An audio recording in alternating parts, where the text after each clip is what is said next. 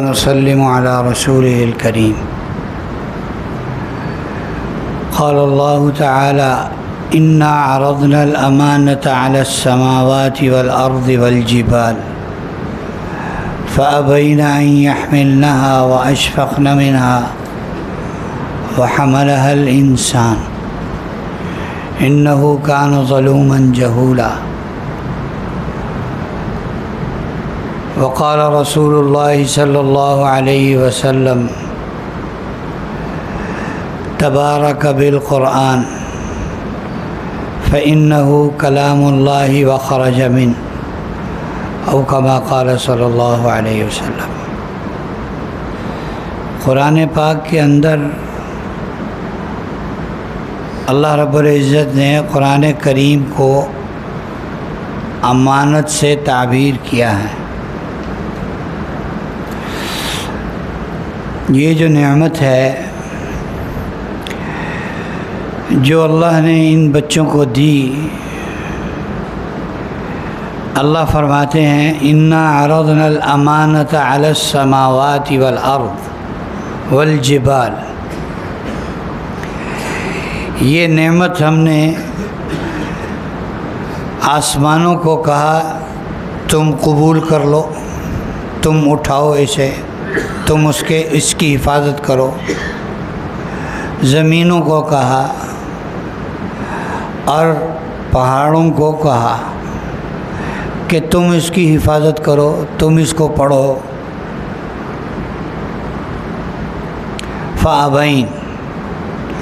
فَأَبَيْنَ أَن يَحْمِلْنَهَا.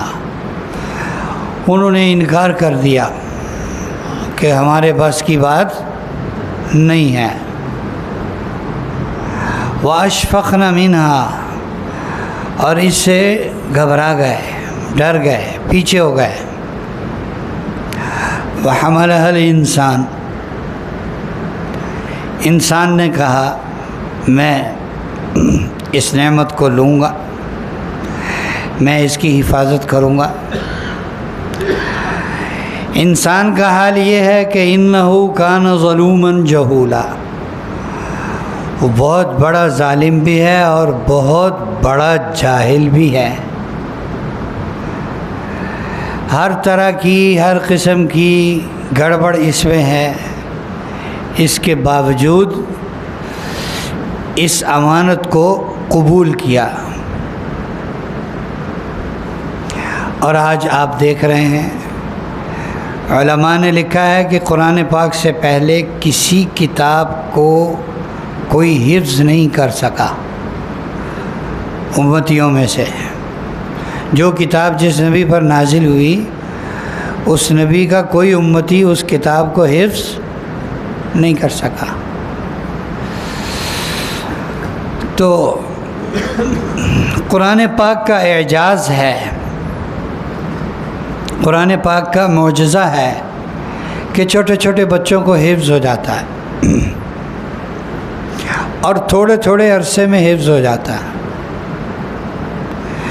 حضرت امام ابو حنیفہ رحمۃ اللہ علیہ کا دستور اور اصول یہ تھا ان کے مدرسے کا، چونکہ لوگ حدیث پاک پڑھنے آتے تھے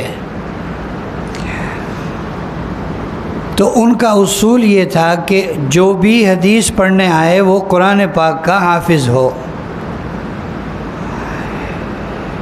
امام محمد رحمۃ اللہ علیہ چھوٹے بچے تھے. ایک دن کلاس میں دیکھا تو فرمایا: بھائی تم تو بہت چھوٹے ہو، تم نے قرآن پاک حفظ کیا ہے؟ میں نے کہا جی نہیں کیا. کہا تمہیں پتہ نہیں ہے کہ میرے تو کلاس کا اصول ہے جو کلاس میں حدیث پڑھنے آتا ہے اس کے لیے لازمی ہے کہ وہ قرآن پاک حفظ کر کے آئے. چلو اٹھو جاؤ قرآن پاک حفظ کر کے آنا. ایک ہفتہ گزرا تھا، وہ پھر آ گئے، کلاس میں بیٹھے ہوئے تھے. امام صاحب رحمۃ اللہ علیہ نے فرمایا: بھئی تمہیں تو میں نے کہا تھا تم حفظ کر کے آؤ، تم پھر آ گئے. کہنے لگے حفظ کر کے آیا. تو کتنی دیر میں حفظ کر لیا؟ 1 ہفتے میں۔ یہ اگر کسی کو 10 سال میں بھی حفظ ہو جائے تو اللہ کے فضل سے ہی ہوتا ہے۔ بہت سارے بیچ میں بھاگ جاتے ہیں، پڑھ نہیں پاتے، ان کے نصیب میں نہیں ان کا سینہ ایسا نہیں ہوتا کہ وہ قرآن پاک کے قابل ہو۔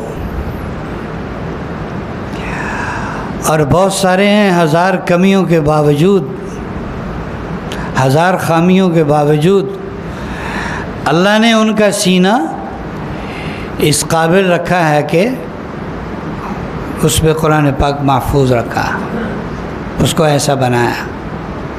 تو قرآن پاک سے ہمارا تعلق آج غیر حافظ کیا، حافظوں کا تعلق بھی واجبی سا ہے۔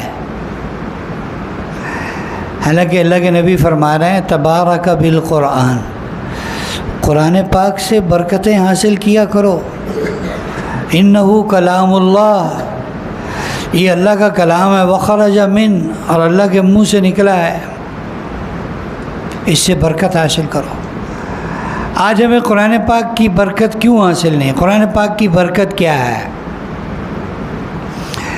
قرآن پاک کو چھوڑنا، اچھا قرآن پاک کے مختلف نام، یہ جو آیت پڑھی گئی اس میں قرآن پاک کو امانت کہا گیا، ایک آیت میں قرآن پاک کو ذکر کہا گیا، ومن اعرض عن ذکری، بعض علماء کہتے ہیں اس سے مراد دین ہے، بعض کہتے ہیں اس سے مراد قرآن ہے۔ اللہ فرماتے ہیں جس نے میرے قرآن سے منہ موڑا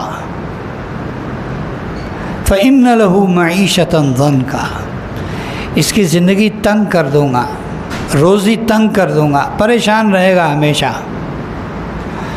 وَنَحْشُرُهُ يَوْمَ الْقِيَامَةِ أَعْمَى، اور اسے قیامت کے دن اندھا کر کے اٹھاؤں گا۔ قرآن پاک سے ہمارا تعلق واجبی سا ہے، حالانکہ روزانہ کی بنیاد پر قرآن پاک سے تعلق ہونا چاہیے، کوئی چھوٹی موٹی چیز نہیں ہے۔ قرآن پاک ایسی نعمت ہے کہ اس کو باوضو پکڑنا بھی عبادت ہے، اسے پڑھنا بھی عبادت ہے، اسے پڑھانا بھی عبادت ہے، اسے سمجھنا بھی عبادت ہے، اسے سمجھانا بھی عبادت ہے، حتیٰ کہ اسے دیکھنا بھی عبادت ہے، اسے دیکھنا بھی عبادت ہے۔ جو زبانی قرآن پاک پڑھتا ہے اس کو اجر تھوڑا ملتا ہے، جو دیکھ کے پڑھتا ہے اس کو اجر زیادہ ملتا ہے۔ کیوں زیادہ ملتا ہے؟ اس کو پڑھنے کے ساتھ ساتھ دیکھنے کا بھی اجر ملتا ہے۔ جسے قرآن پاک پڑھنا ذرا مشکل لگتا ہے، جسے قرآن پاک پڑھنا مشکل لگتا ہے، اس کو بھی دوہرا اجر ملتا ہے، ایک قرآن پاک پڑھنے کا اور ایک اس پر پڑھتے ہوئے جو مشقت آ رہی ہے وہ مشقت برداشت کر رہے ہیں۔ آج ہمارا تعلق قرآن پاک سے بھئی یہی ہے، جو پتہ لگے بھئی یہ مرنے کے قریب ہے، چلو سورہ یاسین پڑھ دو اس کے قریب۔ بعض گھرانے ایسے ہیں کہ ان میں سے کسی کو سورہ یاسین بھی نہیں آتی، فٹافٹ بھاگتے ہیں ادھر ادھر کہ امام صاحب کو بلا کے لاؤ، قاری صاحب کو بلا کے لاؤ، مؤذن صاحب کو، خادم صاحب کو، کوئی حافظ صاحب کو بلا کے لاؤ کہ یاسین پڑھے۔ یاسین بھی پڑھنی نہیں آتی، ایسے اللہ والے بھی ہیں دنیا میں۔ تو صحابہ کرام میں عام قرآن پاک عام تھا، اور قرآن پاک سے ان کا تعلق روزانہ تلاوت کی بنیاد پر تھا۔ ایک صحابی تلاوت فرما رہے تھے رات تہجد میں، نماز میں پڑھ رہے تھے، تو قریب ہی گھوڑا بھی بندھا ہوا تھا اور قریب ہی چارپائی بچھی ہوئی تھی، اس پر بچہ سو رہا تھا۔ تو ذرا بلند آواز سے پڑھتے تو وہاں کچھ روشنیاں آ جاتی جس سے گھوڑا بدکتا، تو ان کو ڈر ہوا ایسا نہ ہو یہ بدک جائے، ڈر جائے اور یہ چارپائی پر سوئے بچے کو نقصان پہنچا دے۔ پھر آہستہ پڑھنا شروع کر دیتے، پھر تھوڑا وقت گزرتا تو ایسی محبت جوش مارتی، تھوڑا پھر اونچا پڑھتے، گھوڑا پھر بدکتا، وہ روشنیاں اور تیز ہو جاتی۔ جب انہوں نے سلام پھیرا تو دیکھا کہ قریب سے روشنیاں آسمان کی طرف چلی گئیں۔ اللہ کے نبی سے عرض کیا کہ جی آج یوں ہوا۔ آپ نے فرمایا وہ فرشتے تھے جو تمہارا قرآن سننے کے لیے آسمان سے نیچے اتر آئے زمین پر۔ اگر تم پڑھتے رہتے تو آج سارے مدینے والے فرشتوں کو دیکھ لیتے۔ ابی بن کعب رضی اللہ تعالیٰ عنہ صحابی ہیں، جلیل القدر صحابی ہیں۔ حضور صلی اللہ علیہ وسلم انہیں فرما رہے ہیں مجھے قرآن سناؤ۔ تو وہ عرض کرنے لگے اللہ کے رسول آپ پر تو نازل ہوا ہے، میں آپ کو کیسے سناؤں قرآن؟ تو آپ نے فرمایا مجھے اللہ کا حکم ہے۔ اب قرآن سے ان کا تعلق کیسا ہوگا، کیسا اچھا قرآن پڑھتے ہوں گے۔ تو فرمانے لگے، عرض کیا کہ اللہ کے رسول اللہ سمانی، کہ اللہ نے میرا نام لے کر فرمایا ہے کہ آپ مجھ سے قرآن سنیں؟ آپ صلی اللہ علیہ وسلم نے فرمایا اللہ سماک، اللہ نے تیرا نام لیا ہے کہ اے میرے محبوب آپ ابی بن کعب سے قرآن سنیں۔ کیسا قرآن پاک پڑھتے ہوں گے، ان کا قرآن سے کیسا تعلق تھا، ہمیں یقین بھی نہیں ہے، اس لیے اس کو واجبی سا سمجھا اور بس۔ بہت سارے لوگ ایسے ہیں جنہوں نے قرآن پاک پڑھنا سیکھا ہی نہیں۔ رمضان کے رمضان گزر گئے، 50 سال عمر ہو گئی، اب ہوش میں جو قرآن پاک جو رمضان گزرے ہوں گے وہ کم از کم 35 تو ہوں گے نا۔ ایک قرآن بھی نہیں کبھی ختم کیا، رمضان میں بھی ختم نہیں کیا۔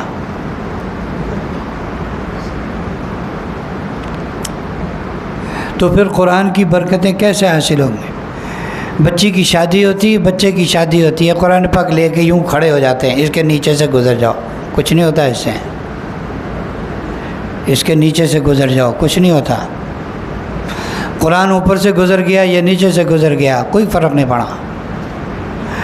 جو برکتیں حاصل ہوتی ہیں وہ کیسے ہیں؟ کیوں جی؟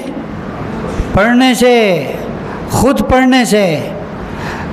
وہ دکان کھول رہے ہوتے ہیں اور ٹیپ ریکارڈ چلایا ہوتا ہے، وہاں تلاوت لگی ہوتی ہے، شاید سننے کا اجر مل جائے، لیکن جو برکت ہم حاصل کرنا چاہتے ہیں وہ اگر ہم قل ہو اللہ بھی پڑھیں گے نا، ایسے پارے کے پارے سن لیں ٹیپ ریکارڈر میں یا جیسے مرضی ریکارڈ کر کے ہیں، اس کے مقابلے میں ہم قل ہو اللہ بھی پڑھ لیں گے نا تو وہ اجر زیادہ ہوگا۔ صحابہ کا ایک لشکر ایک جگہ سے واپس آ رہا تھا، وہ ایک جگہ ٹھہرے ہوئے تھے، قریب میں ایک بستی تھی، تو اس بستی سے ایک خاتون بھاگتی بھاگتی آئی اور آ کے کہا ان صحابہ اکرام سے کہ ہماری جو بستی کا نمبردار ہے، چودھری ہے، سردار ہے ہمارا، اسے بچھو نے ڈس لیا ہے، آپ میں سے کسی کو بچھو کے ڈسنے کا دم آتا ہے؟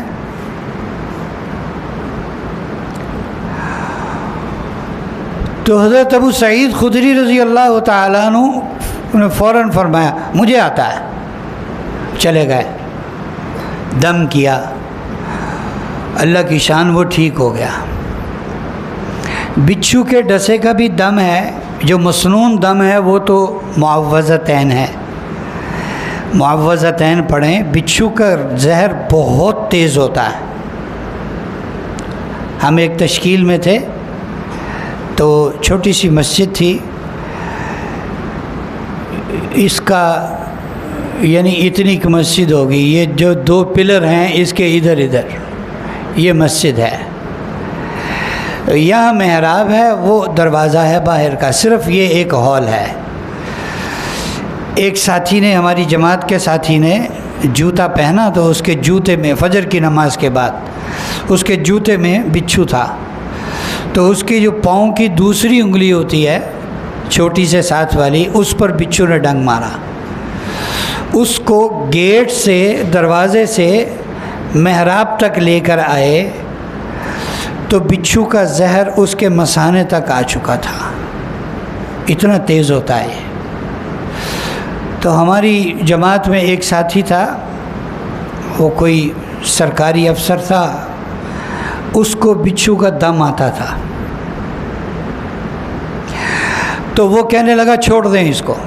اس نے کہا کہ اس کا تمہیں جلن کہاں تک پہنچ گئی؟ اس نے کہا یہاں تک۔ اس نے وہیں انگلی رکھ لی، انگلی رکھ کے اس نے کچھ پڑھا اور اس کی ٹانگ پر یوں انگلی پھیرتا تھا اور انگلی تک لے کے آتا۔ تیسری دفعہ اسے دم کیا تو اس کی چھوٹی انگلی پر ایک چھالا بن چکا تھا، وہ سارا زہر ری بیک ہوا اور وہاں جمع ہوا۔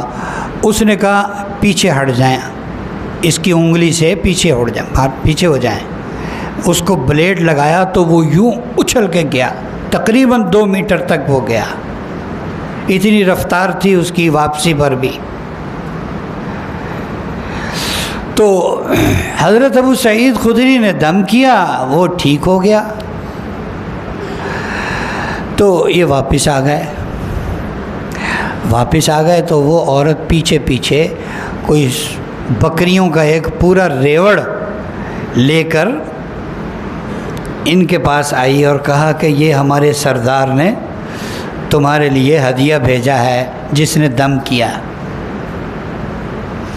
تو ساتھی جو باقی تھے وہ کہنے لگے یار تمہیں اتنا اہم دم آتا تھا، تم نے ہمیں بتایا ہی نہیں۔ لو، وہ کہتے مجھے دم کہاں آتا تھا، میں نے تو حضور صلی اللہ علیہ وسلم سے سنا تھا کہ سورہ فاتحہ میں شفا ہی شفا ہے، میں نے 7 مرتبہ سورہ فاتحہ پڑھ کے دم کیا، وہ ٹھیک ہو گیا، مجھے کہاں دم آتا تھا۔ چونکہ ان کا تعلق تھا اس لیے انہیں اس سے برکتیں حاصل ہوتی۔ آج ہم وحی کی برکات سے محروم ہیں کیونکہ اس سے ہمارا تعلق ہی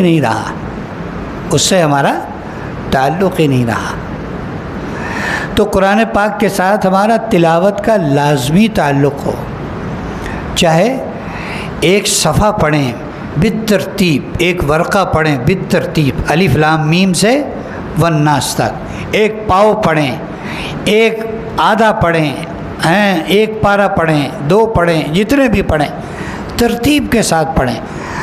اگر نہیں پڑھنا آتا تو سیکھنے لگ جائیں، اگر نہیں پڑھنا آتا تو سیکھنے لگ جائیں، سیکھتے سیکھتے مر گئے تو انشاءاللہ حساب نہیں ہوگا۔ سیکھتے سیکھتے مر گئے۔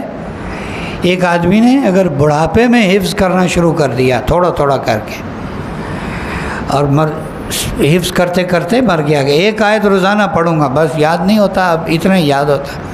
اللہ تعالیٰ قیامت کے دن حافظوں میں کھڑا کریں گے۔ تو بھائی نیت کریں سارے کہ انشاءاللہ ہم قرآن پاک کے ساتھ اپنا روزانہ کا تلاوت کا تعلق بنائیں گے، روزانہ پڑھیں گے قرآن پاک، روزانہ کھولیں گے اور روزانہ پڑھ کر اس کے ساتھ اپنا تعلق مضبوط کریں گے۔ نیکیاں تو ملیں گی جو فضائل ہیں ملیں گے، لیکن خاص بات جو قرآن پاک پڑھتے ہوئے ذہن میں رکھنی ہے وہ یہ ہے ہمیں اللہ کا قرب نصیب ہوگا۔ اگر صرف ثواب ہی یا برکت ہی ذہن میں ہوئی نا تو پھر وہ ثواب اور برکت ہی ملے گی، اللہ کا قرب نہیں ملے گا۔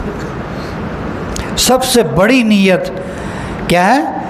اللہ کا قرب حاصل کرنے کی نیت، ثواب بھی بیچ میں آ جائے گا، برکت بھی بیچ میں آ جائے گی، سب کچھ بیچ میں آ جائے گا انشاءاللہ۔ اللہ تعالی ہمیں عمل کی توفیق نصیب فرمائے۔ ان بچوں نے سب سے پہلے احمد یعقوب آدھا بیٹا، انہوں نے 21 ماہ 10 دن میں قرآن پاک حفظ مکمل کیا، 21 مہینے 10 دن میں قرآن پاک حفظ مکمل کیا۔